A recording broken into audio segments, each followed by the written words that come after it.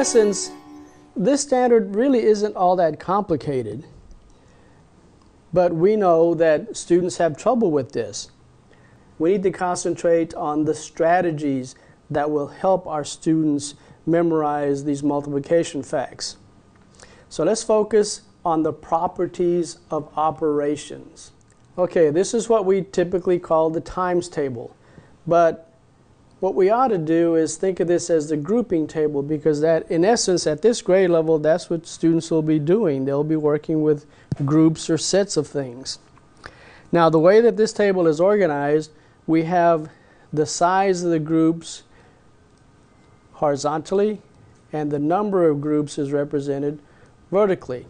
And typically what we do when kids are learning the different multiplication facts is to keep the size of the groups constant.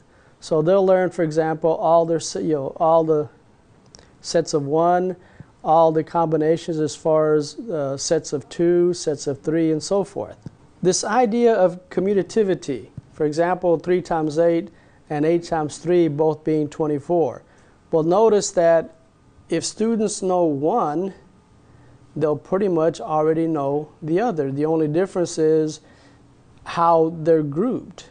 3 groups of 8 instead of 8 groups of 3. If we use a commutative property, how does that help with the memorization? Let's look at this grouping table from this perspective. Now, initially, we would have started, the very simplistic idea of sets of 1. So, for example, 4 sets of 1 is 4, 5 sets of 1 is 5, etc. Then we work over to our sets of 2. For example, 3 groups of 2 is 6, 5 groups of 2 is 10, etc. If we look at this set of cells diagonally in this pinkish sort of color, those are the perfect squares. 2 squared is 4, 3 squared is 9, etc. Now, look what's happening here. Our columns are getting shorter and shorter with this turquoise color. So this is what's happening. Let's say, for example, we have 6 sets of 2 being 12. Well, notice that over here I have another 12, and this one is 2 sets of 6. In fact, if you look at this column, all of these here also appear over there. So basically what you have is the same factor combinations, except they're in reverse order as far as the size of the groups and the number of groups. So in essence, when students are learning their sets of 2, they're also learning all of these combinations over here. And that's what happens as we go to the right. This column here, when they learn these, they're already learning these by using the commutative property. And notice by the time that we get here, the only new fact that they had to learn is that 9 times 8 was 72. So using the commutative property here, you could almost make a deal with your students that, hey, I'll be happy if you memorize half of the table. Because by doing that, they'll actually be memorizing the whole thing. Now, there's going to be some combinations for whatever reason that are problematic for students.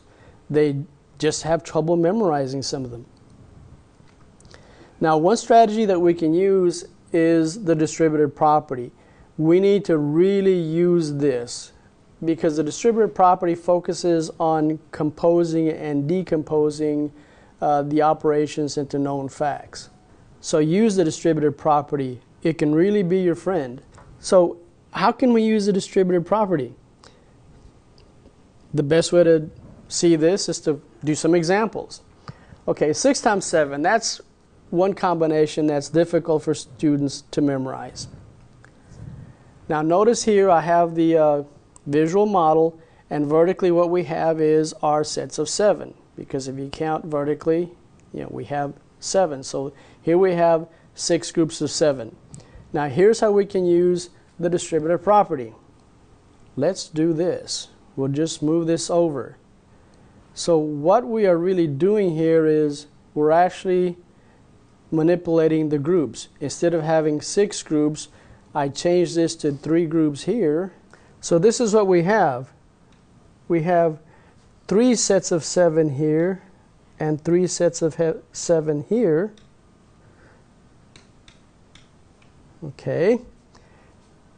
Now most students should have this multiplication fact down, that 3 times 7 is 21. So by knowing that, students simply have to take the 21 and the 21, combine them to be 42. Now this is a little bit of a detour. It's a little bit more work, but the students will get there. Students don't all think the same way. So let's take another example. Some students might do this instead. So what happened here? Well, in essence, what the students have done, instead of manipulating the number of groups, they're manipulating the size of the group. Because notice, okay, I have sets of 7 vertically. Well, look what happened. Now we have converted that to groups of 5 and groups of 2. So this is what happened. We took the 7 and we made it 5 plus 2, but again that's 6 of them. So in essence what we did is we took the size of the groups and we changed it to sets of 5 and sets of 2, and we're going to have 6 sets of each. So here we have 6 sets of 5, and most students should have this committed to memory. And over here we have 6 sets of 2, and kids will have that committed to memory to being 12. Combine those together and we get 42. Again, a little bit of a detour, but we'll get there. Let's take another one that's a little bit of trouble for some students. 9 times 8. Thinking along the same line as that first example, here's what some students might do here. Is something like this. And again, what we're doing is we're manipulating the number of groups. We're manipulating the 9. So what we're doing is we're splitting the 9 up to 5 plus 4. And of course, we're going to have 8 of each. So what we did is we split the 9 up to 5 plus 4 so that instead of having just 9 groups of 8, we've got 5 sets of 8 here, and we have 4 sets of 8 over here. And again, committed to memory, 5 times 8 being 40, and hopefully kids have 4 times 8 being 32 committed to memory, and combined, that's 72. A little bit more trouble, and it took us a little longer, but again, the students got there. That beats not getting there at all.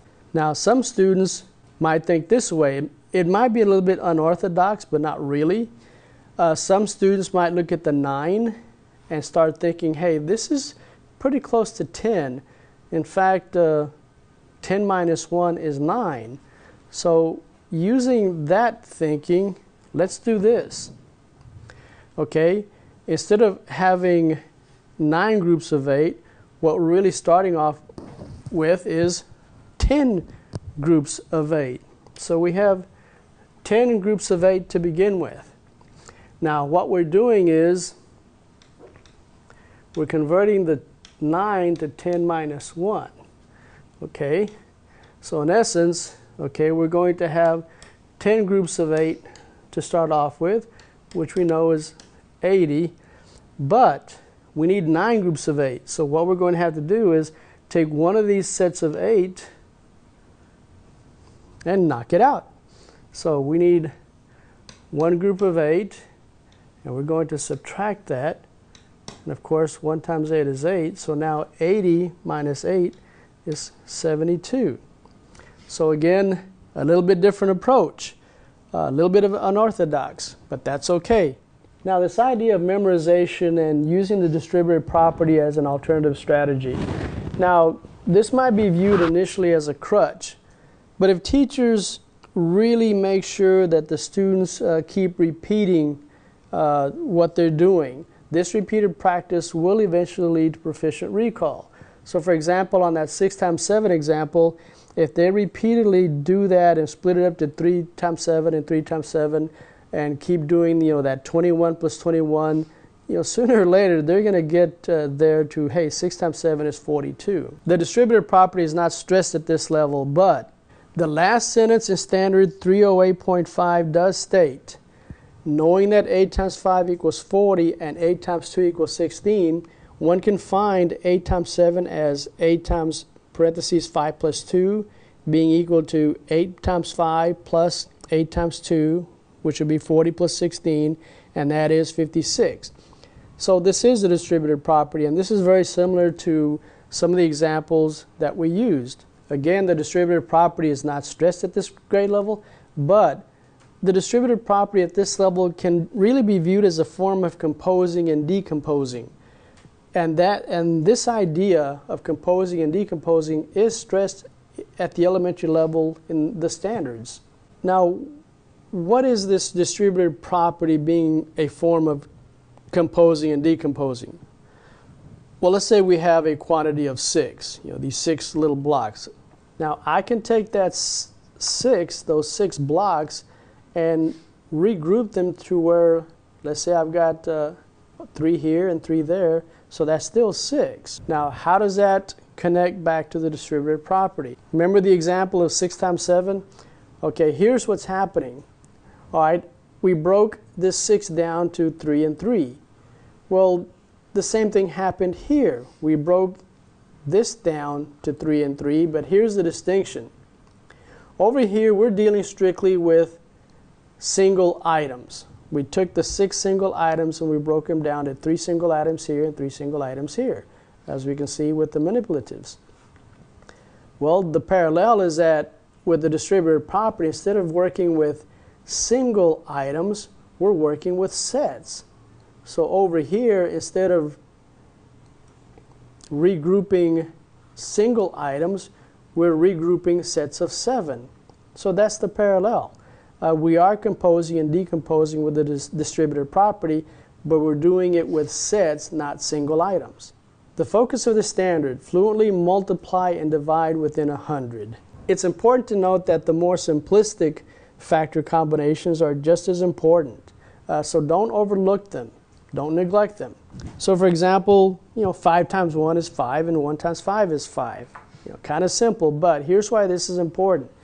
This is your multiplicative identity, this basic idea that anything times 1 is not going to change anything. I'm still going to get the same answer. But the reason this is so important is because the multiplicative identity, a lot of equations, that's part of what happens. You need to convert things towards something times 1. It's the linchpin for a lot of the things that we do in algebra. So it is vital.